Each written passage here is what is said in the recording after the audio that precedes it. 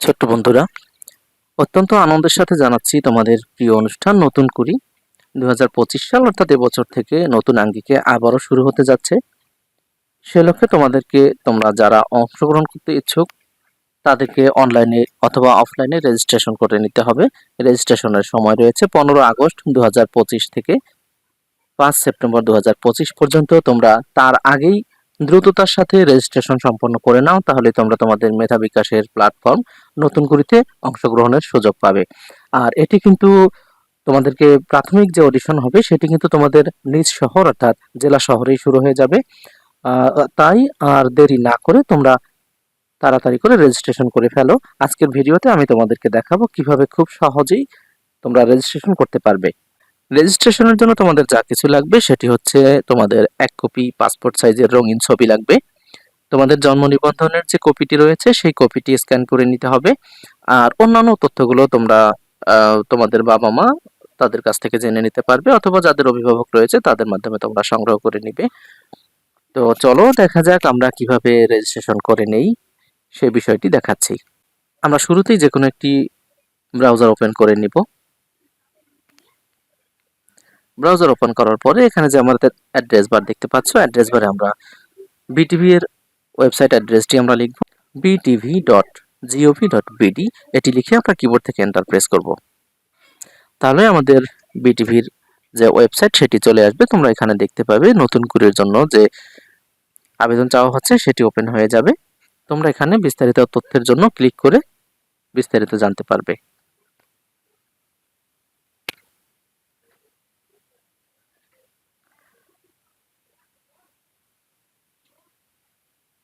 একটু নিচের দিকে চলে আসলে তোমরা এখানে দেখতে পাবে যে আবেদন ফর্ম রয়েছে। তোমরা চাইলে এখানে অফলাইনে আবেদন করতে পারো, কিংবা যদি অনলাইনে আবেদন করতে চাও সেক্ষেত্রে তোমাদেরকে কিন্তু একদম বিনামূল্যে আবেদন করার সুযোগ দিচ্ছে। এখানে যে লিঙ্কটি রয়েছে সেই লিঙ্কে ক্লিক করতে হবে।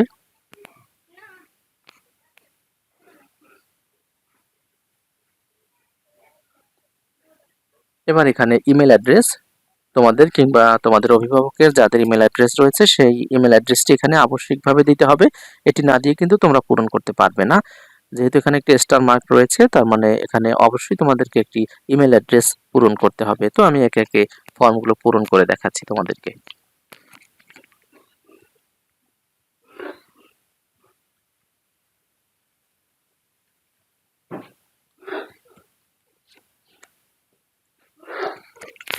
এবারে আবেদনকারীর নাম, অর্থাৎ এখানে তোমার নাম বাংলা অথবা ইংরেজি, যেহেতু মেনশন করা নেই তাহলে তোমরা এখানে বাংলা অথবা ইংরেজি যে কোনো একটি ভাষা ব্যবহার করে লিখতে পারো।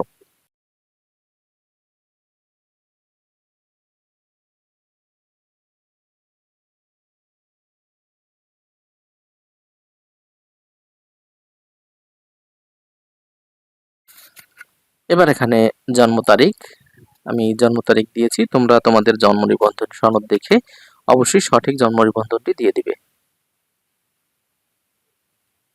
এবং আবেদনের তারিখে, অর্থাৎ তোমরা যে তারিখে আবেদন করছো সেই তারিখে তোমার বয়স এখানে উল্লেখ করে দিতে হবে। আমি এখানে বয়স উল্লেখ করে দিয়েছি। এবার এখানে তোমার বাবার নাম লিখতে হবে, তারপরে মায়ের নাম, এরপরে অভিভাবকের নাম। যদি পিতামাতা না থাকে সেক্ষেত্রে বৈধ যিনি অভিভাবক তার নাম এখানে লিখতে হবে। এরপরে ঠিকানা, তোমরা এখানে ঠিকানা লিখবে, স্থায়ী ঠিকানা লিখবে। অডিশন অঞ্চলের নাম, তোমরা এখান থেকে অডিশন অঞ্চলের নাম সিলেক্ট করতে পারবে। যেমন দেখো এখানে বিভিন্ন অঞ্চলের নাম রয়েছে। প্রথমে বিভাগ, এবং বিভাগ এক একটা বিভাগকে কয়েকটি ভাগে কিন্তু আবার ভাগ করে দেওয়া হয়েছে। তোমরা যে বিভাগের যে অঞ্চলে অংশগ্রহণ করতে ইচ্ছুক তোমরা সেটি বাছাই করে নিবে। এবার মোবাইল নাম্বার, যেটিতে অবশ্যই হোয়াটসঅ্যাপ থাকতে হবে, এমন একটি মোবাইল নম্বর এখানে দিয়ে দিতে হবে। যদি তুমি কোনো প্রতিষ্ঠানে পড়াশোনা করে থাকো, অবশ্যই পড়াশোনা করছো, তোমরা এখানে তোমাদের বিদ্যালয়ের নাম লিখে দিবে এবং শ্রেণী উল্লেখ করবে। প্রতিযোগিতার শাখা বা এখানে ক্যাটাগরি রয়েছে, মাত্র 2টি ক্যাটাগরিতে এখানে তোমাদেরকে নেওয়া হচ্ছে। ক শাখা 6 থেকে 11 বছরের নিম্নে, এবং খ শাখা 11 থেকে 15 বছর পর্যন্ত। তুমি যে শাখায় যেতে ইচ্ছুক বা যেতে পারছো সে শাখা এখানে উল্লেখ করে দিবে। এরপরে রয়েছে বিষয়সমূহ, এখানে তুমি সর্বোচ্চ 3টি বিষয় বেছে নিতে পারবে। সেখান থেকে মোট 3টি বিষয় তুমি বেছে নিবে। এরপরে তোমরা আমি যে শুরুতেই ছবির কথা বলেছিলাম, তোমাদেরকে 1 কপি পাসপোর্ট সাইজ ছবি এখানে অ্যাটাচ করতে হবে।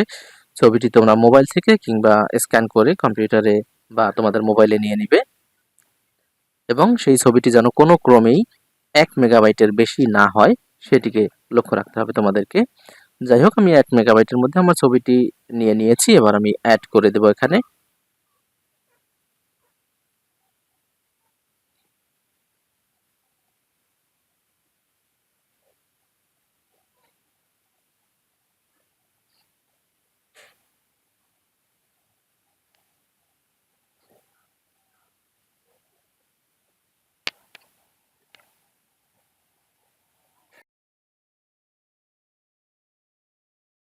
এরপরে রয়েছে আবেদনকারীর জন্ম নিবন্ধন সনদ, এখানে আপলোড করতে হবে।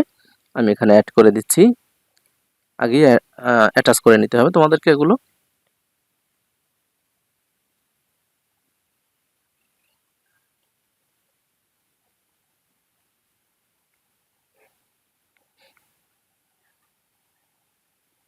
এটিও কিন্তু 1 মেগাবাইটের বেশি হতে পারবে না।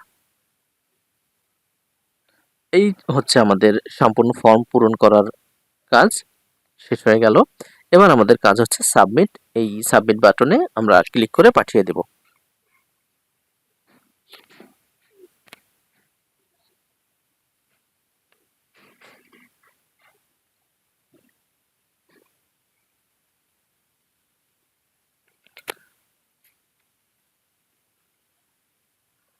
দেখো এখানে দেখাচ্ছে your response has been recorded, তার মানে আমি যে আবেদন করেছি সেটি কিন্তু তাদের কাছে চলে গিয়েছে।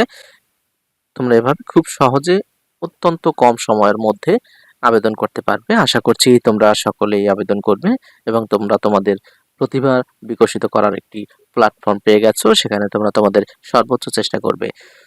ধন্যবাদ সকলকে।